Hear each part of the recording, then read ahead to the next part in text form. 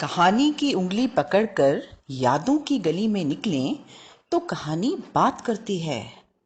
बातें दुनिया जहान की, बातें हर जबान की।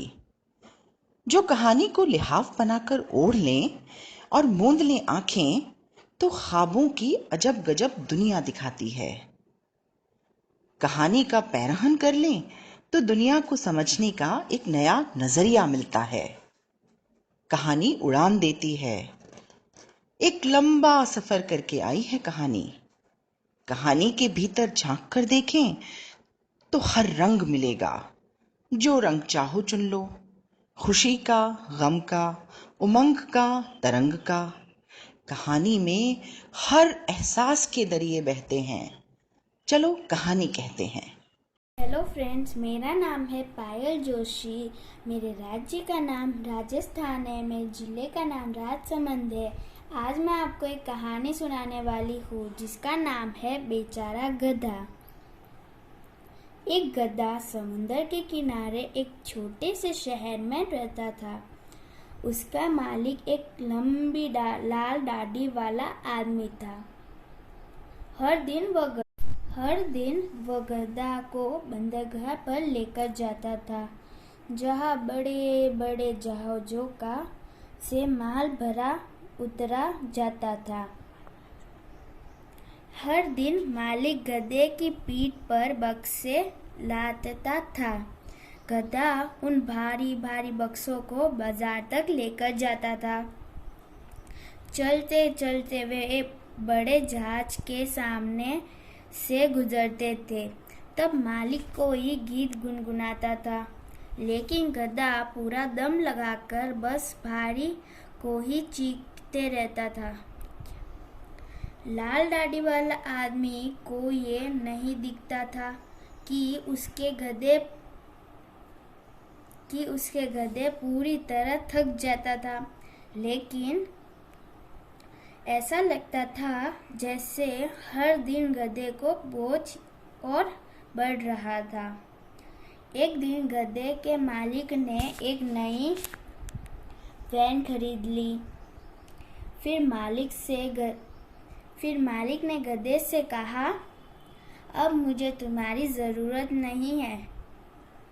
और यह कहकर मालिक अपनी नई वैन स्टार्ट करके वहाँ से चला गया।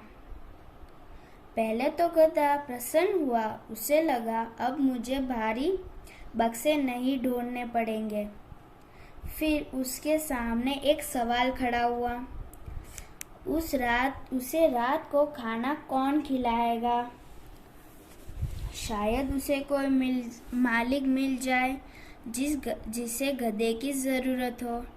डाकिया को उसकी कोई ज़रूरत नहीं थी, क्योंकि उसके पास एक साइकिल थी। पुलिसमैन को भी गधे की ज़रूरत नहीं थी, क्योंकि उसके पास भी एक तेज़ चलने वाली पुलिस की गाड़ी थी। किसी को भी गधा नहीं चाहिए था, किसान को भी नहीं, क्योंकि उसके पास भी एक ट्रैक्टर था। बेचारा गधा दिन भर सड़क पर भटकता रहा। अंत में वो समुंदर किनारे उस बच्चों की भीड़ दिखाई दी। बच्चे टट्टू पर सवार की प्रतीक्षा कर रहे थे, लेकिन भीड़ के कारण उन्हें बहुत देर तक इंतजार करना पड़ रहा था। उसे बच्चे उबक गए थे। आओ मेरी मदद करो, समुंदर तट पर खड़े टट्टू के मालिक ने कहा। गधे ने तुरंत मदद की और उसे भी सभी बच्चे को मज़ेदार सवारी मिली। बच्चे को इस बात से कोई फर्क नहीं पड़ा कि वो टट्टू की जगह गधा की सवारी कर रहे थे। फिर बच्चों ने गधे के पास इकट्ठे हुए। उन्होंने उसे थपथपाया और मिठाई खिलाई। जब सूरज ढलने लगा तब आदमी ने अपने टट्टू से कहा, चलो अब हम घर चले जाते हैं। लेकिन टट्टू चाहता था कि गधा भी उसके साथ घर जाए। ठीक है, गधा को भी आने दो, आदमी ने कहा। गधे ने नावे की रोशनी में बंदरगाह को देखा और सोचा, अगर पुराना मालिक की वैन खराब हो गई हो तो। Thank you.